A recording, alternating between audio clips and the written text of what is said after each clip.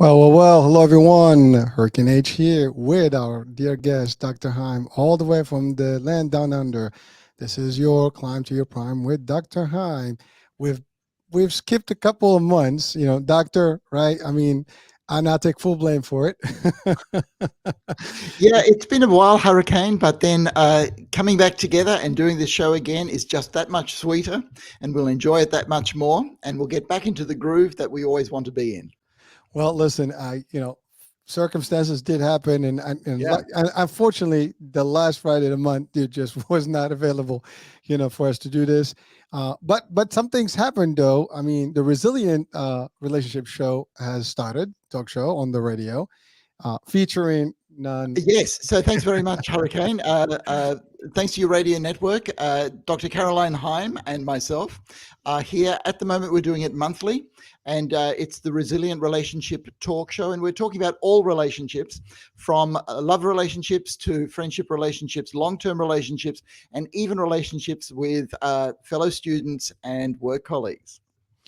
Well, it is, it is available on the podcast. So that's one. It is replayed on the radio. It is also on the Resilient Relationship Talk Show Yes. podcast. You can look into, Spotify and all the stuff. It's all over the place, literally. And we have it on the network. And again, catch a new episode once a month, going forward. And it will be announced before. So just, it's 9 p.m. on a Friday, not the last Friday. That's the only time it's not going to happen. So, it could be any week before. So, we'll play by that. At least for now, that's what it is. And, it's a pretty powerful show to listen to. Trust me, I listen to it. It's very good.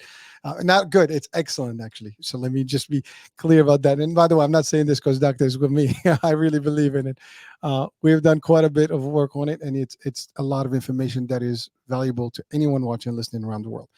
So that being said, we are today Climb to Your Prime with Dr. Heim. It's our monthly show, and as I said, we skipped it, but it is live right now. We are on Instagram, we are on YouTube, and you guys can also kind of join the stream if you want to come up live with us. The link is on your ticker there, so you want to do that. You just come in. We'll accept you on. You can ask your question directly to Dr. Heim if you want, and we do have a series of questions, that we're gonna catch up with. We've had a few that came through, but we just couldn't cover them. So we're without any further ado, Doctor, are we ready? I think we're ready, Hurricane. All right, so I'm gonna go. I mean, there's a whole bunch of them, so I'm gonna start with this particular one. It's gonna go on the screen. What is the main cause for people getting a power trip? Jen from Florida. Okay, so Jen from Florida, thank you for your question. First of all, we've got to talk about what a power trip actually is, because a power trip is one of those terms that has several meanings. And quite frankly, a power trip can be when all of us actually feel good about something.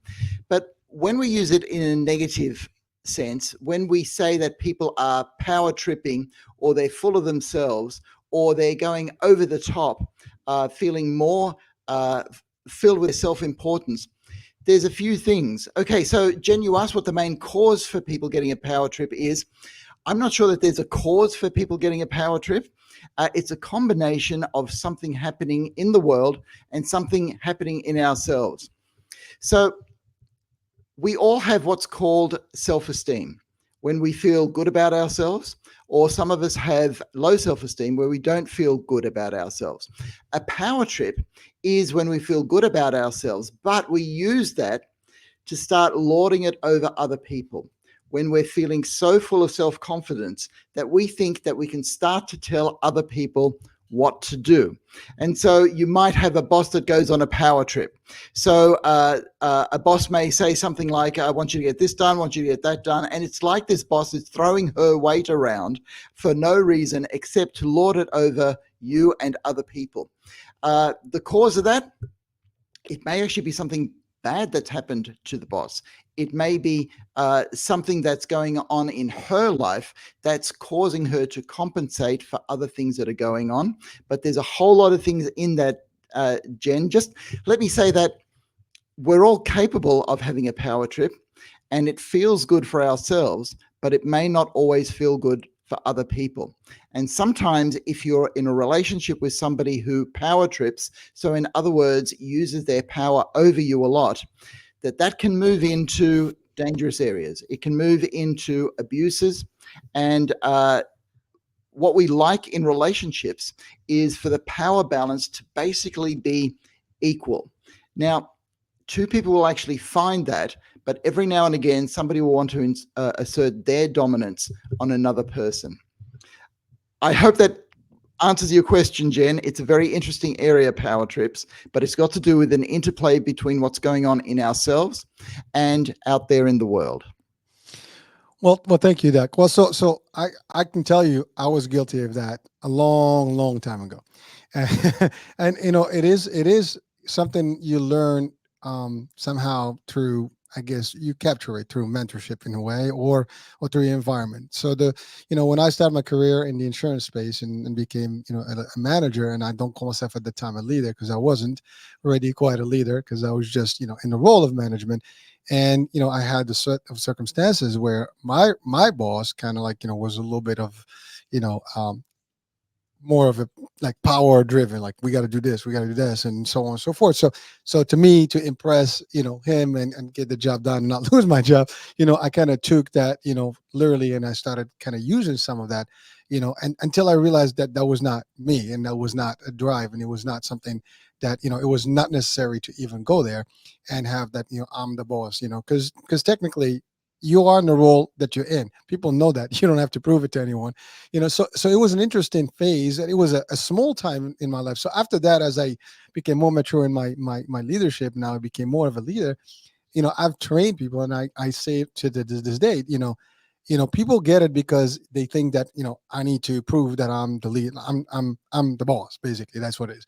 And it gives you that little ego, and it's really driven by that as much, and or by the lack of confidence in self. I think that's really what it is, because technically that's all there was. Like, you want to prove that you are in charge, but you are in charge by default. So it's something that a lot of people make as a mistake when they first get into the role of supervision, and that's Yes. about it. Yes.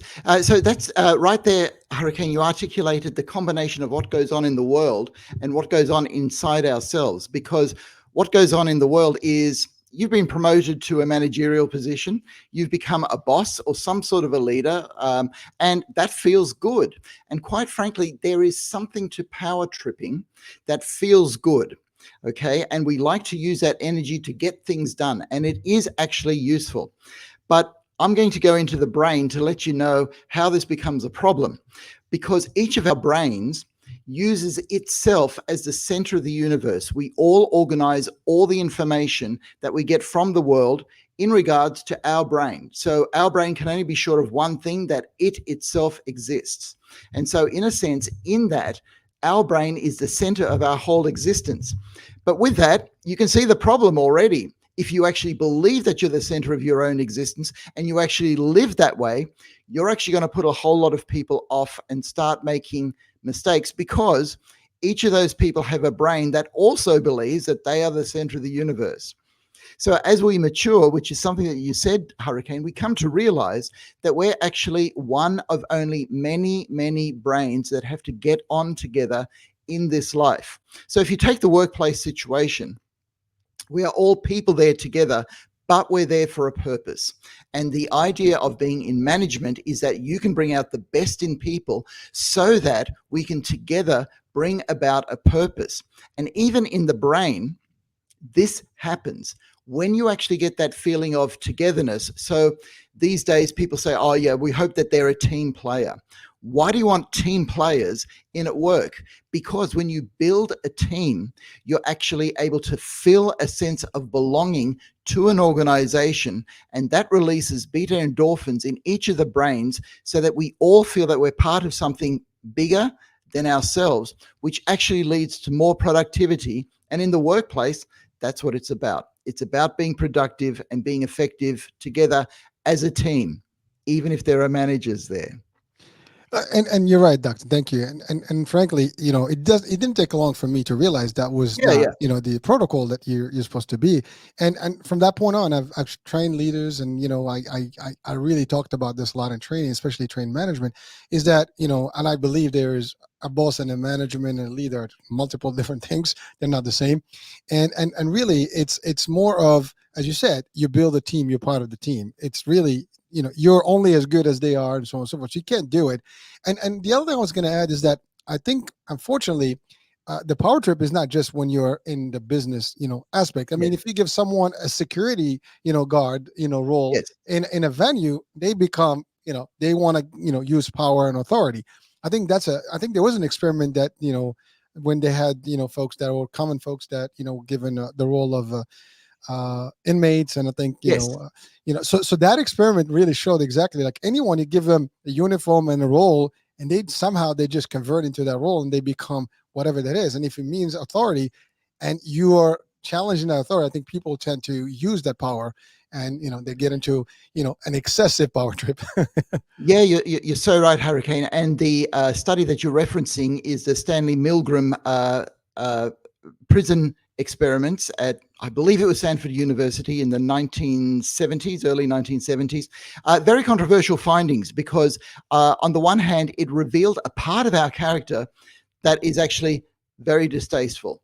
That we could actually, just be by being given a role, start to work out that role so well that we actually start to harm other people.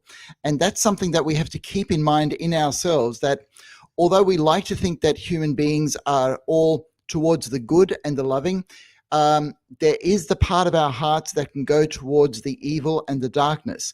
And it's all of our jobs to keep that in mind so that we don't go on power trips on other people, because that is exactly what that experiment showed, that if we are given the role of a prison warden, we will start going on a power trip to use power over other people. Doctor, you're right. It may feel good to a person, but it doesn't feel, because the ones that are being, I guess, on the receiving end, they tend to have, you can cause problems for these people. You can cause illnesses. You can cause mental Yes. stress. You can, cause hardship at home, talking about relationships, because they go home, like, they're straight. Listen, I've had some of my folks then, that we became friends over the years. And they Yeah. told me, like, I've even sent someone to the hospital, not by intent, but because they were stressed out, Yeah. and so that is not something you want to, to be in, folks. It's something that, if you can avoid it, please do. That's just my little, not get there. Well, that's um, right. That's right. So, a good analogy is actually what happens on a football team. A football team is like a business. You've got to work together, but there's still going to be a hierarchy. You're still going to have a quarterback who's calling the shots to organize everything in the space so that everything goes the way that it needs to. So it's not as though we're all equal, but we're all we're all working together in the roles that we've been given, that we're doing the best. And ideally, as you said, Hurricane, we're not there to stress each other out. We are there to facilitate each other's goodwill and good talents so that we can actually get the most out of each other. Because on the one hand, we provide a function and we fulfill a role, but we're also people. And that's the amazing thing about being a human being, that we get to work in between these two areas, our function and who we actually are as people. And we have to be cognizant of both to get the most out of us so that this world can start heading in the right direction. well, thank you. That, there's one thing that I use as an example, which is the military, right? Yeah. We're all soldiers at different ranks. So basically, you might have a certain rank, but we are still doing the same work as a team. Yeah. Again, I use that, in leadership training, a lot of military, analogies and things like that. But really, it does, when you're talking about, like, I tell people, I'm still a representative, just like anyone on my team. I just have a higher rank based on my expertise and time in the business. That's all there is. But we can do the same thing, and I'm just as equal as you in terms of the work we do. And you are just as, important to me in terms of the operation. If I can't do it by myself, you have to do it, as you refer to as, the concept of team. Yeah, that's right. And Hurricane, it's very interesting because I've worked with a lot of people who have war trauma and have been part of the military and have come back with what we call PTSD, post-traumatic stress disorder. And soldiers do very dangerous work. Their lives are on the line almost every day. But what I found really interesting was a lot of the trauma that people had nothing to do with the work that they were doing, it was actually people who were their bosses mistreating them because they didn't feel that they were treated like a human being. They didn't feel like they were treated like we were on the same side, doing the right job. And that in Australia, we say we have each other's back. So we are there, we can trust each other and lean on each other on hard times, because after all, there's an enemy that we have to defeat. So the last thing you want is enemies in your own ranks. So some of the trauma that actually people came home with the trauma of people going on power trips at their expense. Well, thank you, Doc. And frankly, to me, power trip is equal to bullying. I mean, that's at the end of it. That's all there is. That's it. Yeah. It's just a fancy maybe word for it, but that's, you can't. Maybe you don't do it by intent. Bullying usually is by intent, but at the end of the day, the results are the same and can be just as detrimental. So, Yeah. All right. Well, thank you, Doc. So I guess we can go to the next question, which it's a very fitting question for the time that we're going through, at least in the US, in terms of Yep. politics and stuff. But so it is a little powerful, a little philosophical. So I'm going to leave that to you, Doc. So and it's two parts because, it's a long, question. So I'm going to just put the first part and then the second part. Okay. Here we go. Why do people believe the way they do with such a vast opposite and extreme views, such as in the case of politics and religion, even though we have the same intellectual capabilities and logic construct? People tend to defy this ability of right and wrong. Makes sense, but then again, what does make sense mean? Lisa Cal. It's a pretty deep one. I don't know if that goes beyond my jurisdiction.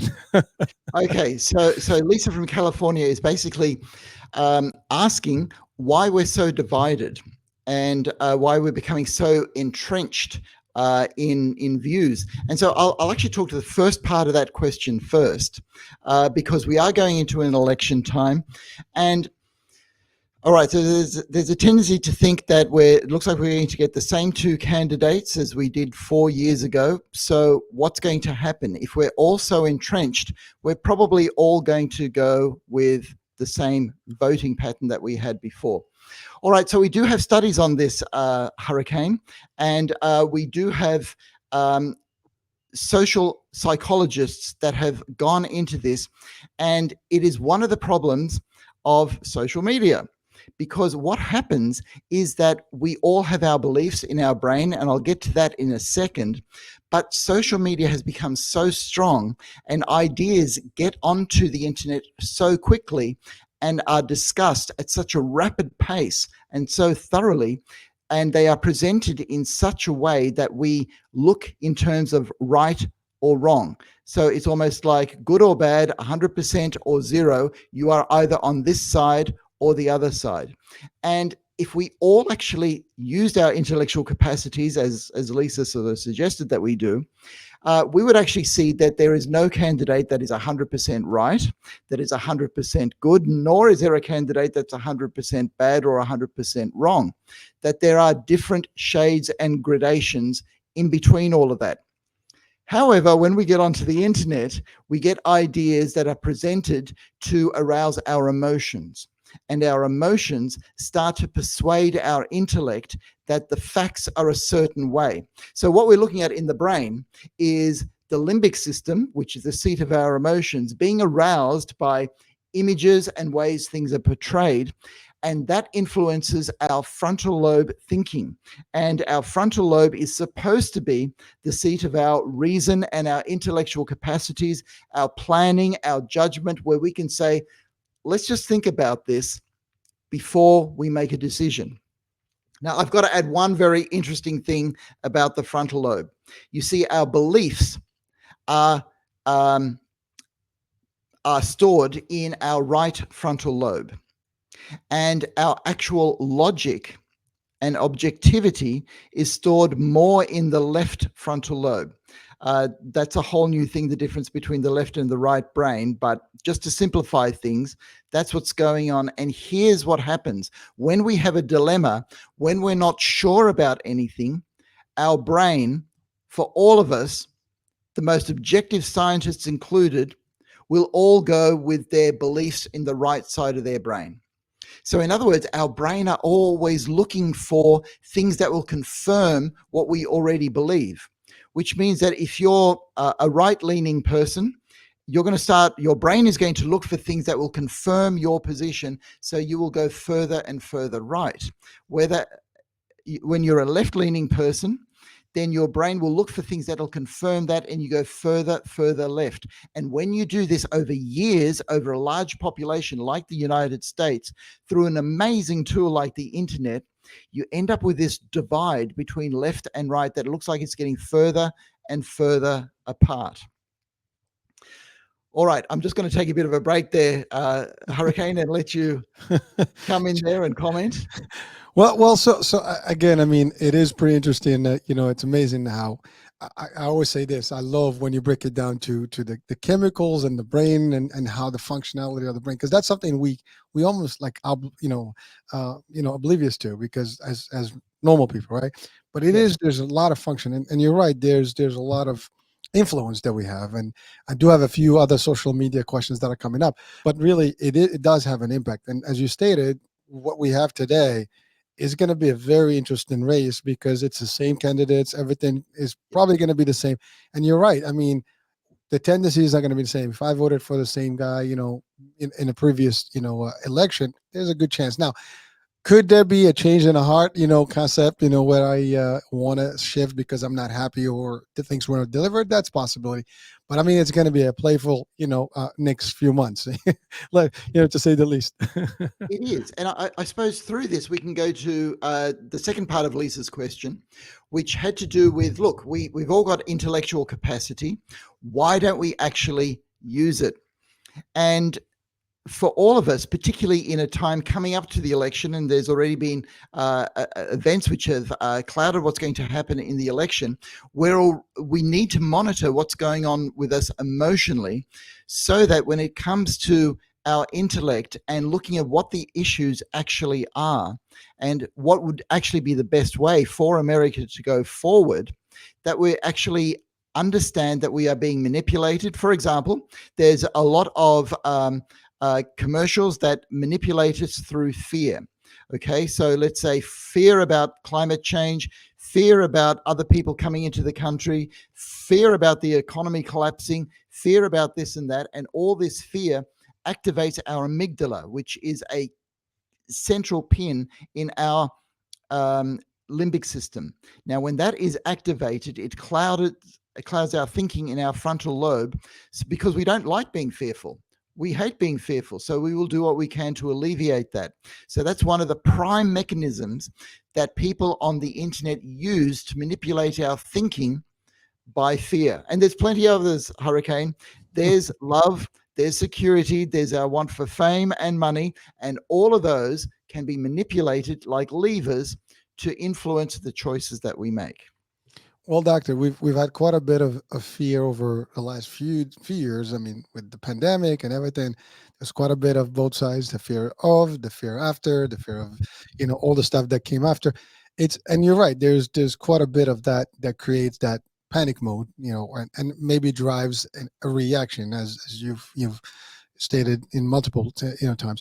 So yeah, I mean, again, we will have to wait and see how it works, and hopefully people can make it. And by the way, as you said, we do have capabilities. Everybody's got the same capabilities to a degree. I mean, yes, somebody can argue the idea that someone is more intellectual than other, but that's I mean, it's a give and take. I mean, I'm not 100% sure that's the case. I think everybody's got intellect. They just tap in or not tap in, I think, to a degree or not, and that's all there is. There's always that connotation that someone is a lot more intellectual than others, and maybe because they do the research and stuff, and someone may just be literally, as you said, just focusing on what's being told, as opposed to doing their own research. I think that's the biggest problem in today's society, is that people tend to not to do their own research. They just like it easy. They take it for what it's worth, and they just make an assessment, or even an assumption, and a decision based on that, and that's all there is. That's true. But since the word fear came up so strongly, I actually feel the need to give people some techniques to stay on top of that, because fear is a very primordial driver in our psyche. We will do what we can to stay away from it. And fear is through internet messages rather than things that are actually going on in society. It's actually an amazingly safe society that we live in at the moment. Okay, so the big word is chill. It's a great word. No, seriously, No, seriously. no, I love it. Because your amygdala is it's got a very important job. It wants to keep you alive, and that's why it's looking out for fear messages. All right, but it jumps up and down and gets all this attention. All right, and if you like, it goes on a power trip. All right, so to chill the amygdala, what we do is we increase a brain chemical called oxytocin. And oxytocin is actually a brain chemical that will actually surround the amygdala and tell it to chill. So, where do we get oxytocin? We get oxytocin from trusting each other, from hugs, from smiles, from talking and sharing that experience of being human. So, if you're talking to somebody who, let's say, is on the opposite end of the political spectrum to you, but you can tap into that idea of, hey, we're both just trying to get through this thing called life together, and we're not too different. All right. We all have people that we love. We all have relationship problems. We're all trying to express ourselves in this life. We all want to enjoy life. So if we can just chill together by a few words, a quiet handshake, or a little hug, the brain actually says, hey, there's another human being I can trust. So you know what, amygdala? Chill. If it all goes wrong, we're still part of the human race. And that's a very important feeling to keep, Hurricane. Doctor, what I get from there is just chillax, people. Yeah, I just wanted to say that, but we hear that all the time, right? We pay no mind, but really now that's actually a medication. It's like it's a medication for our hearts and spirit. I mean, I think it makes life a lot simpler for all of us if we actually use the concept. So, Doctor, I'm taking it from you. So that's it. I'm gonna keep spreading the chillax moment. Oh yeah. Oh yeah. No, you keep things chill, right? And you do that by exactly what you're doing right now, Hurricane. Bit of a laugh, a smile, warm eyes, and keeping people engaged. And when people see that and hear it and feel it, they go, you know what, this world's not such a bad place. And it comes down to these little things, but it is actually that's how it works in the brain. Well, Doctor, over we're all in the fourth year, so a lot of this has repeated itself. And really, you said it, many, many times. It is a beautiful world if we look at it that way. It is beautiful we apply correctly. It is beautiful if we know that there's other lives that are shared, sharing with us this particular universe of ours, and we can do it together with a smile and happy and a hug and so on and so forth, as opposed to hating each other and just cursing each other and getting angry at all times. So now I get it. Life, stresses are happening around us left and right, and they cause damage, and obviously they affect us. Some of us more than others, and our resilience can be, put it to check, depend on how well you have, your way. Yeah, that's exactly right. So I'm going to get really practical All right. and give a tip as to how to get that feeling with another person. Okay, and it's just two words: listen and ask. If you ask questions and just listen to another person without butting in with what you have to say, then an incredible feeling comes over them. They sort of go, "Hey, this person's not fighting me. In fact, they actually want to understand me. Why is that?" And then their brain will actually feel it's because it's another human being. And we all actually want to be understood and accepted. But we live in a world that's encouraging us to express ourselves assertively and be understood and be accepted rather than to understand and to accept. So if you can understand and accept first, and that's done by listening and asking questions, then you will start to make friends even out of political or otherwise enemies. Well, thank you, Doc. Two words, folks. Not difficult to operate with. All right. So, well. Listen, we're halfway during the show today. So, folks, just a reminder: we are live. So, join the discussion, please. Comment. We're on YouTube and Instagram, as well as you. If you wanted to join us live, you can come into the stream, and we'll bring you on to ask directly, a question to Doc. And if not, just remember This is a recurring show once a month, the last Friday of the month. I mean, I know we had a sabbatical, but we'll be solid going for the next few months. So now, Doctor, we ready for the next question? I think we're ready. All right. So this is, I guess it's the same, it's going to touch on this, but let me put it up. Probably a couple of sections here. First, why do I feel the need to live my life based on everybody else's expectation? Why can I not just live my life the way I love it? I feel so much pressure by everything around me, media, friends, uh, hold on, uh, colleagues, and family. It seems that everyone wants us to behave the way they see fit, not the way we see fit. How can someone rationally overcome these pressures and not let them impact our sanity? And one more, and reality. James, Oregon. Oh wow, James, that's huge. That's big. Okay, but James, thanks for asking that because you're tapping into ways that I feel too. All right, I feel the need to live up to everybody else's expectations because you know what, James, just like Hurricane, I I want to be understood and accepted, right? And so that becomes a prime mover for all of us. And look, the way I see it for myself is that the more that we can actually give ourselves that feeling of being understood and accepted, and I know I'm going right back to the answer to the last question, the more that we'll be able to actually accept each other and not feel the need to live up to anybody else's expectations. Okay, so I've just found something in my brain that's going to help here. All right.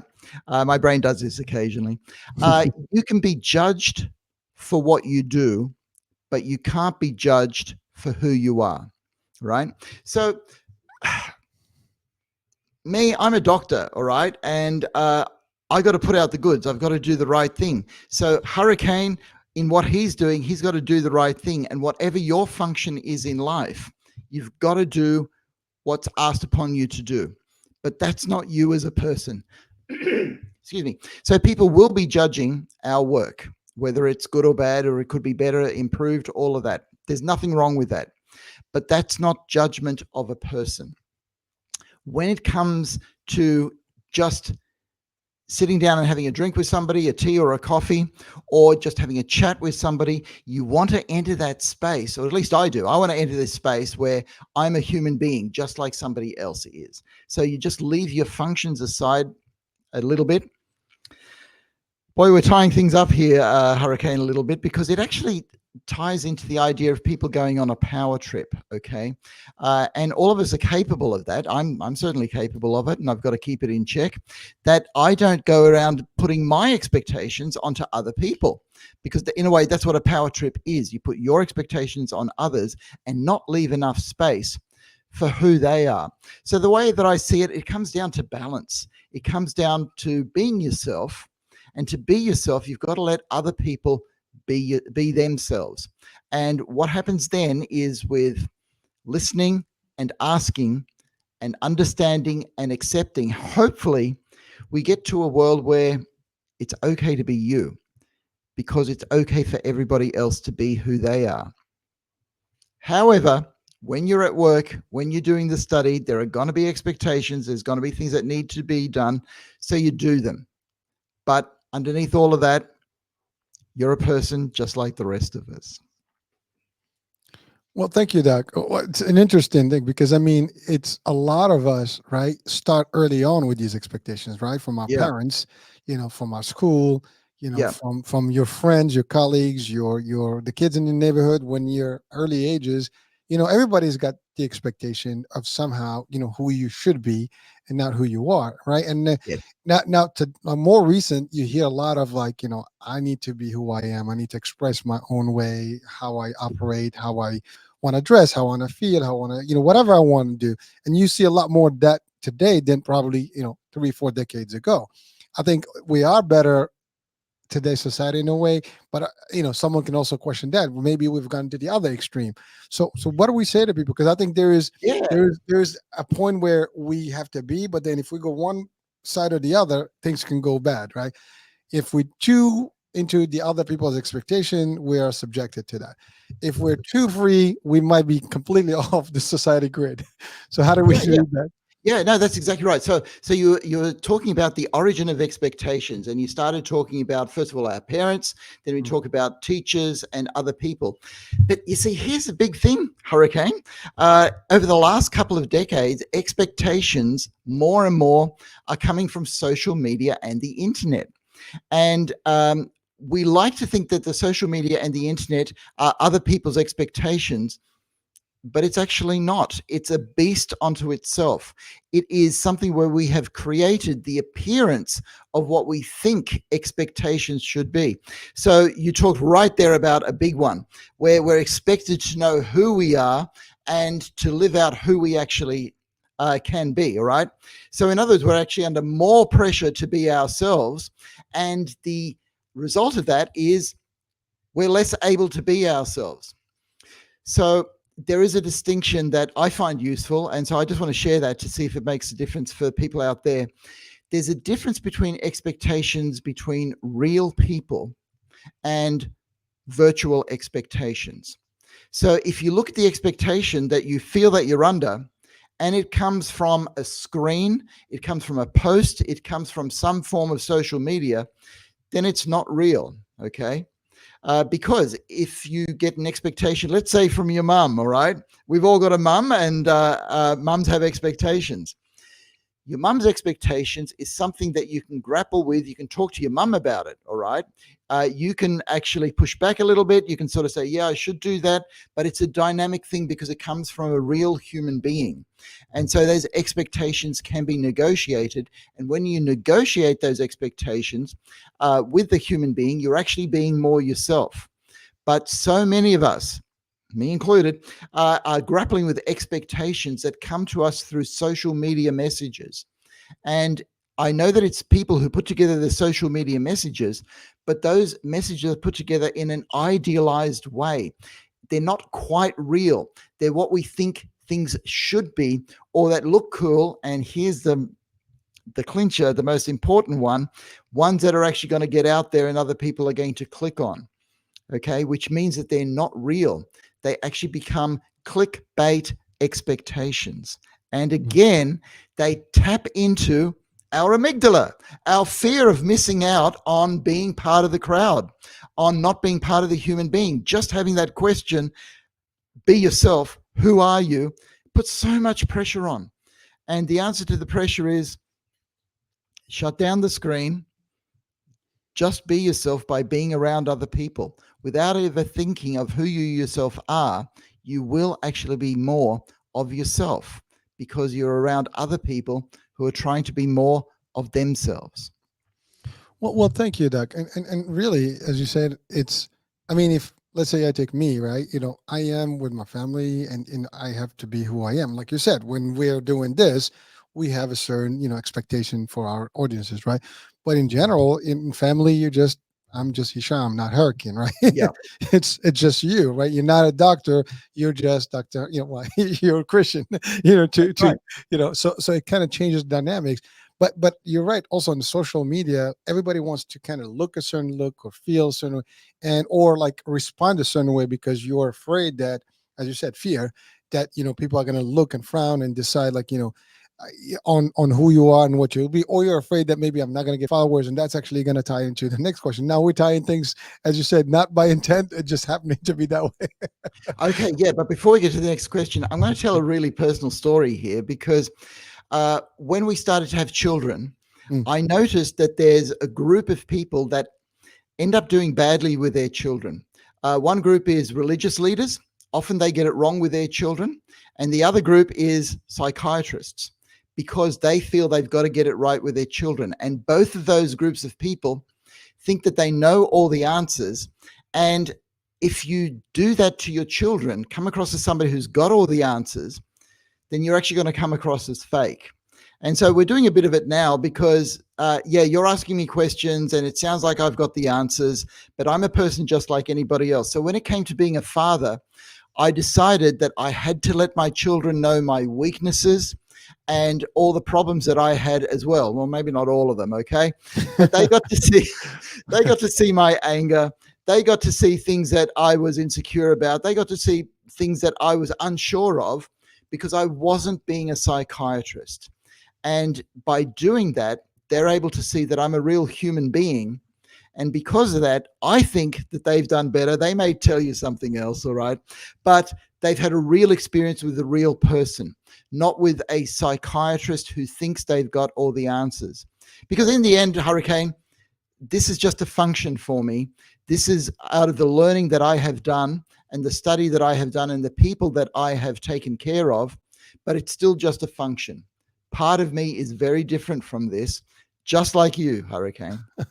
Well, Doc, that's an interesting one because it is a tough one to be actually a father in your Yes, it capacity. is. It is. Because you're, I remember you and I had that question a couple of months back when I said, how do you, I mean, it's hard for you when you operate with people, you pretty much, you can analyze everybody at all times. And, I love what you said. You got to spend some time with someone to be able to analyze their character and stuff like that.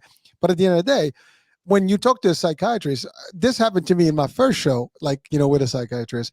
I wasn't sure what the expectation would be, and it wasn't you, Yeah. doctor. But it was just like I wasn't sure if this person's gonna try to read me and try to figure me out. So, but then I got to the point like I'm just learning here, so it's okay to be who I am and just ask. Oh, it's totally okay to be who you are, right? But imagine if you had a father who was reading you all of the time, who was analyzing what you were doing. Oh my gosh, I think that would be horrible, So when I'm at work, I'm a psychiatrist. But when I'm at home, I'm a husband and a dad. Okay. And that's got some good stuff with it. It's got a few problems with it too, but I'm a human being just like anybody else. Well, Doc. So this is going to be a little human, but you're a doctor. Your wife is a doctor. Both have psychiatry background. So that's a pretty tough one, man. I know you're doing good with that relationship, but like it's like analyze this, analyze that. I mean, it's amazing. Like you guys work the brains more than the average person does, or the average couple. I know sometimes we have to stop at Hurricane. Yeah. All right. Well, all right. Well, so doctor, I think I can tie in the next question because I think it will literally touch into the same discussion here. So this is going to be a long one too. So I have noticed a common trend in life. Historically, people evaluate people based on their wealth, their accolades, degrees, what university they went to, position, what car they drive. Lately on social media, how many subscriber followers, even judge on the way someone dresses and what phone they have. We no longer evaluate each other based on character and moral values. Why is this happening?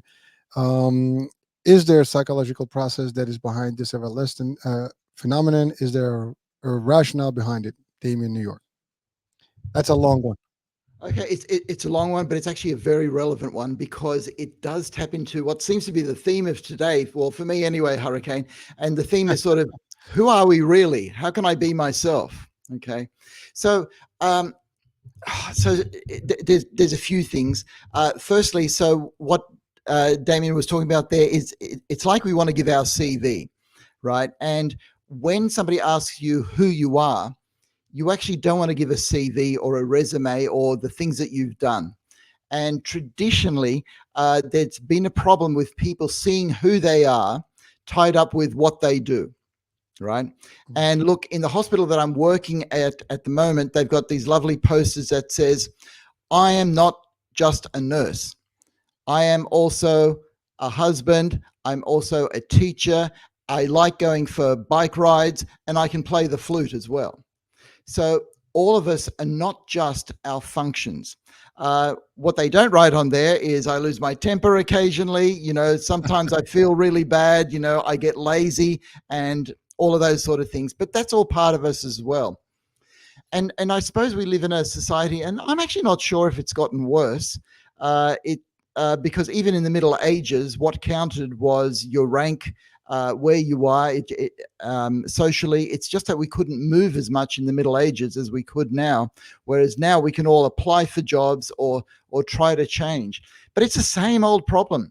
The problem is, are we what we do, or are we who we are?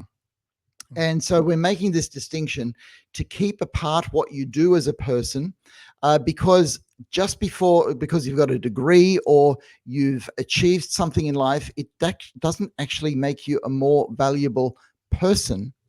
What actually counts as a person is who you are.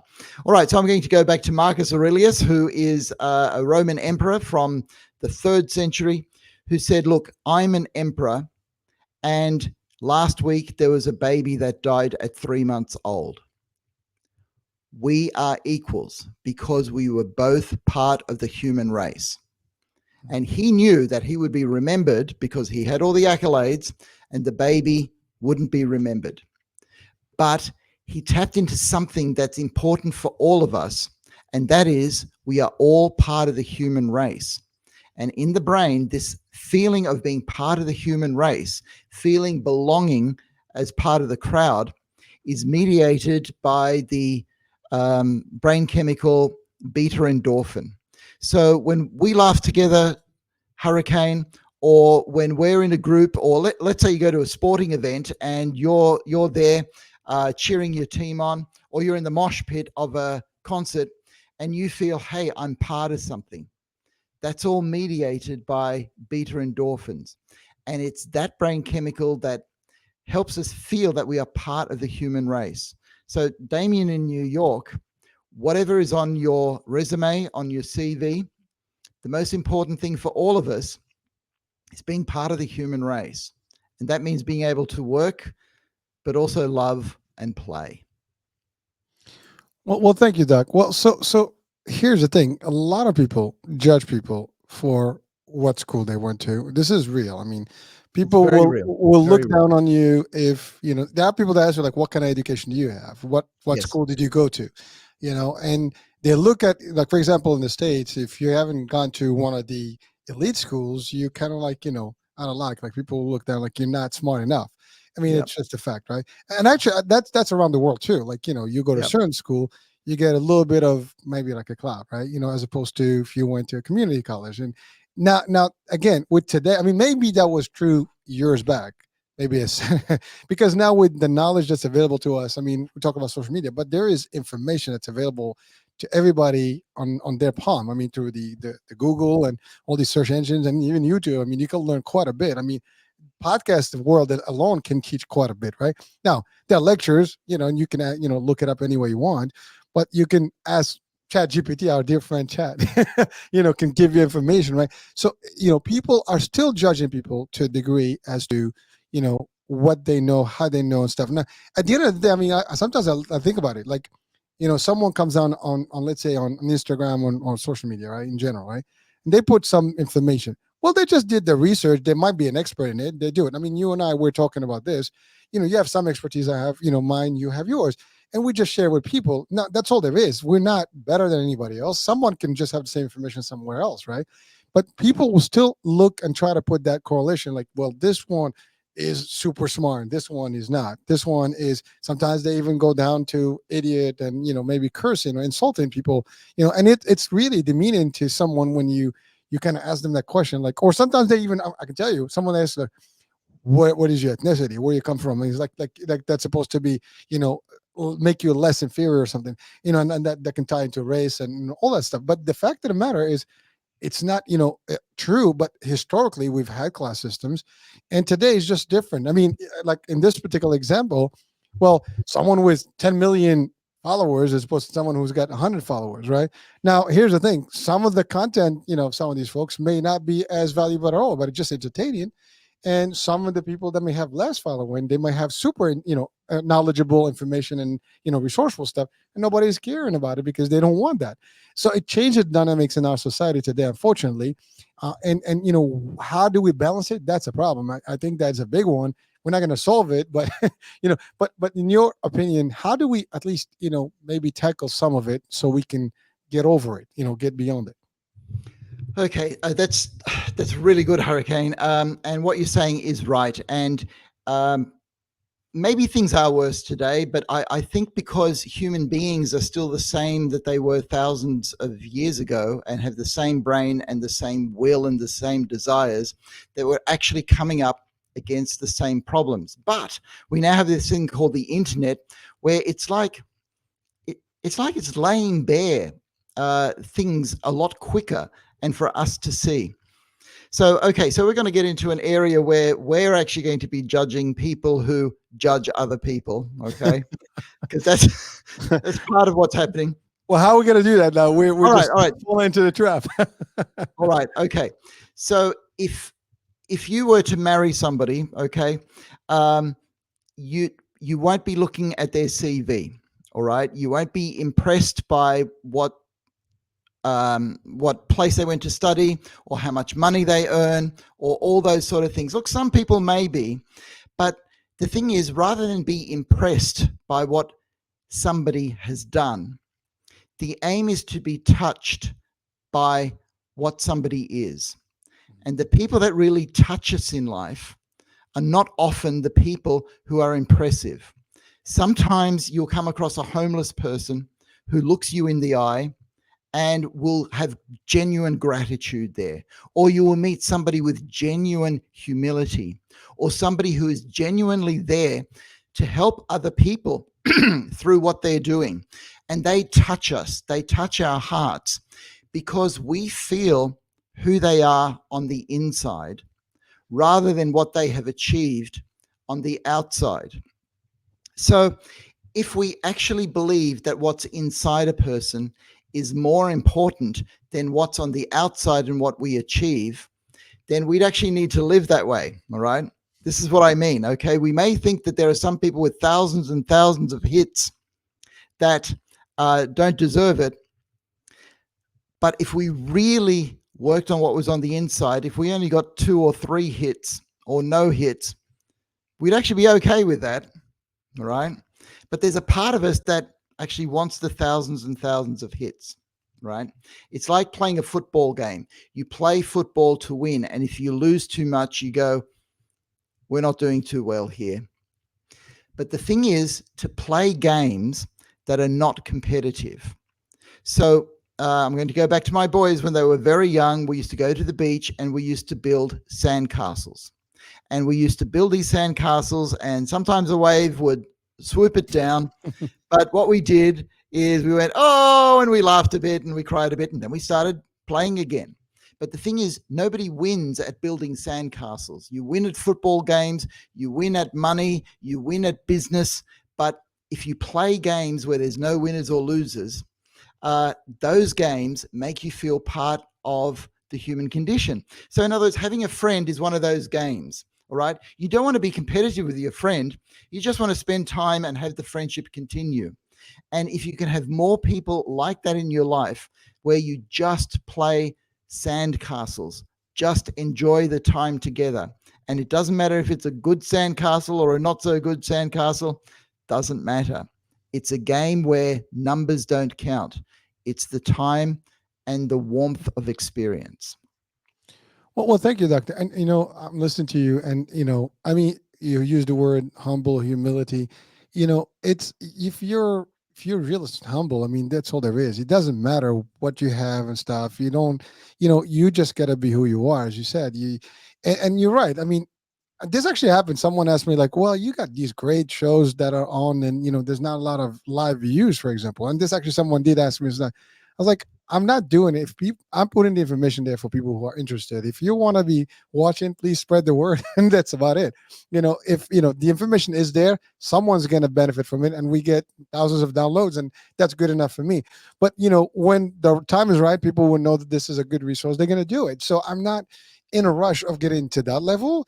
But people are like, I get constant, for example, requests like, oh, you want to grow this, you want to grow that, you want to, it's going to grow when it's going to grow. That's all there is. But, nothing, I mean, I believe in it just like a baby, right? You grow, in due time. You don't super grow. I mean, we have a problem with our food now because they overgrow things, with hormones, and it's not healthy. Well, you don't want that quick stuff. And by the way, I am not literally, I mean, listen, I admire Joe Rogan. I admire all these big guys, right?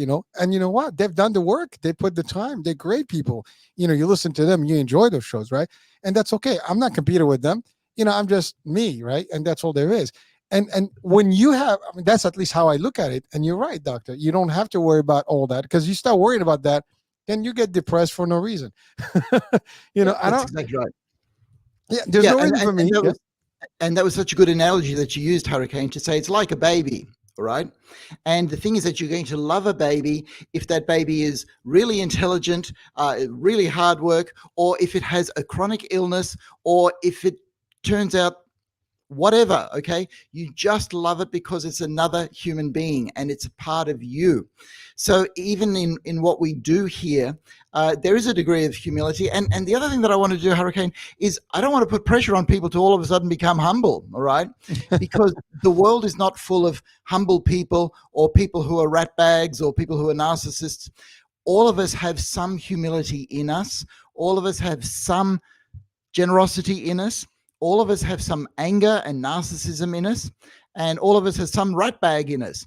The idea is to find the humility in you, to find the gratitude in you, to find the generosity in you, and say, you know what? I'm just going to see if I can let that out a bit more than the rat bag that comes out in me occasionally, right? And that's the human condition. We're actually all trying to do that. Well, thank you, Doc. And you, I think you. I mean, again, you're the best at this stuff.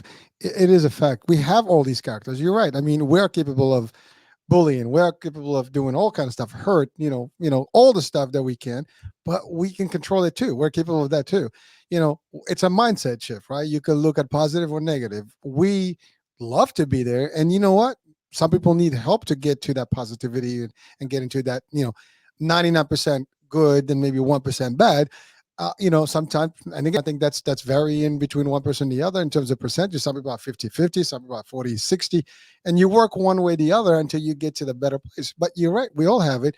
And I think one of the best thing that you've kept stating multiple times in multiple shows, and today a couple of times, is that we are part of the human race. And I think we've lost sometimes that touch. No one is better than anyone. That's just a fact. Yep. As long as we know, and I love the example of the emperor and the child, because an emperor is at the highest level at the time, at least, and even today, I mean, that would be one of the highest levels, right? And if you are that high and you still kind of know that you're still a human, and frankly, we all come along to this world, babies. We all depart this world in a box. We all bleed. We all get sick. I mean, when we get a disease or a pandemic, it doesn't negotiate on who's rich and who's poor, who's intellectual or not. It takes everyone equally, right? So if we start thinking about those concepts, I think at the end of the day, we realize that we are human. We're supposed to be, all, united in a way instead of being divided and, going again, political, religious, this, that, the other, and we go all crazy. Wars. I mean, we've talked about these topics in previous shows. And it's sad because, again, the example I always give, and the funny one, is that we just need aliens to come in and they will all get together in happy, harmonious way. Because then we're all gonna be like siding against this strange enemy that is from outer space. And they could be still friendly. We just, actually that's the thing. A lot of, movies, at least, they depict that when the aliens come, they come to annihilate us. I mean, and someone literally said that they're not traveling, speed of light from, a more civilized, stuff to come in. We're just so primitive, it's not even funny. They might not even pay us no mind. It's like an ant to an elephant, right?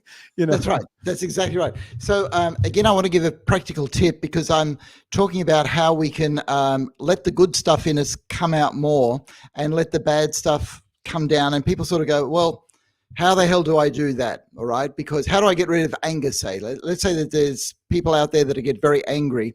How do I get rid of that? Okay. So the analogy is a pool of water. And you don't actually get rid of your anger. But if you have things that stir you up, it stirs up all the mud like anger. And the thing to do is you actually never get rid of that anger. You just let it settle to the bottom.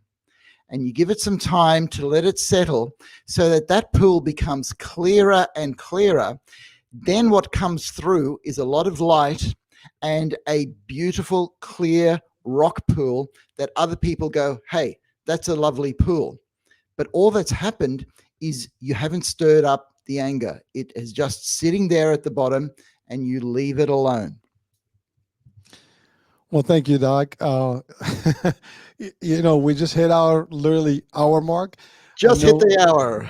we hit the hour. I got a whole bunch of other questions we haven't gone to, but certainly, I listen. I always enjoy these shows, and specifically yours. I learn. Actually, I refer to it in a lot of places, a lot of times. and I talk about it, many, many times across the board. So it is powerful, folks. If you get the chance to listen, there's quite a bit of positive, influx that comes out of this. I'm not saying it because it's our show, but really, I believe that information is valuable to anyone that can listen to it and watch it. Catch the next one next month, end of the month, last Friday of the month, and that's about it. So, Doctor, anything to close our show with today? Just that it's nice to be here again, Hurricane. It does seem like it's a while, but this is our human contact, and we get to have a bit of a chat and kick around some ideas. And I agree. I think people will find them useful, and we are encouraging people to be part of it, to listen, to ask, so that we can understand and accept, so we can all get through this thing called life together. Well, thank you, Doctor. And thank you, folks, for being with us, for enjoying, for watching, for supporting. And we'll be seeing you and talk to you hopefully live, or you can call us or join us next time. So until then, we'll see you. Bye for now.